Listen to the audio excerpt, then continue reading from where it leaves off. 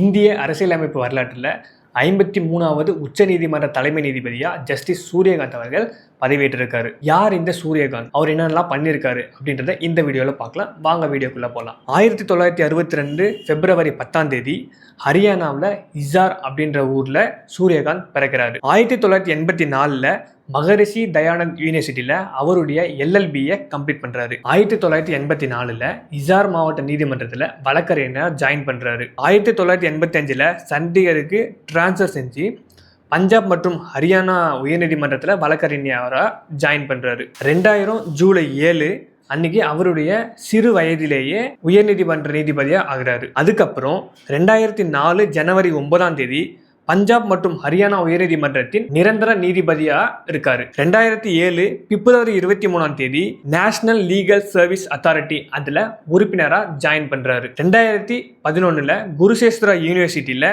தொலைநிலை கல்வி இயக்குநரகத்தின் கீழ் மாஸ்டர் டிகிரி முதுகலை பட்டத்தை வாங்குறாரு. 2018 அக்டோபர் 5 முதல் இமாச்சல பிரதேசத்தின் உயர்நீதிமன்றத்தின் தலைமை நீதிபதியாக ஆகிறாரு. அதான் அவருடைய ஃபர்ஸ்ட் உயர்நீதிமன்றத்தோட தலைமை நீதிபதியாக ஆகிறாரு.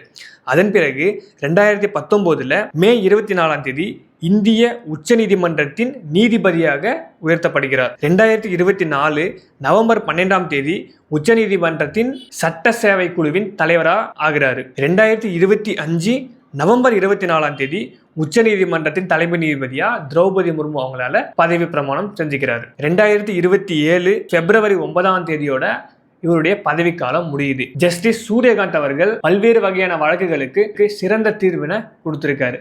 அதுல முக்கியமான சில வழக்குகளை பத்தி கீழே பார்க்கலாம் வாங்க. ஜஸ்டிஸ் சூரியகாந்த் அவர்களுடைய கெரியர்ல அவர் வாசிச்ச தீர்ப்புகள்ல மிக முக்கியமானது ஜம்மு அண்ட் காஷ்மீருக்கு சிறப்பு அந்தஸ்து கொடுக்கிறது. அதாவது ஆர்டிகல் 370 ரிவோக் பண்றதுல மிக முக்கிய பங்கு வகித்திருக்காரு. தேர்தல் பத்திர திட்டம் அரசியலமைப்புக்கு விரோதமானது அப்படின்ற தீர்ப்பையும் இவர் தான் கொடுத்திருக்காரு.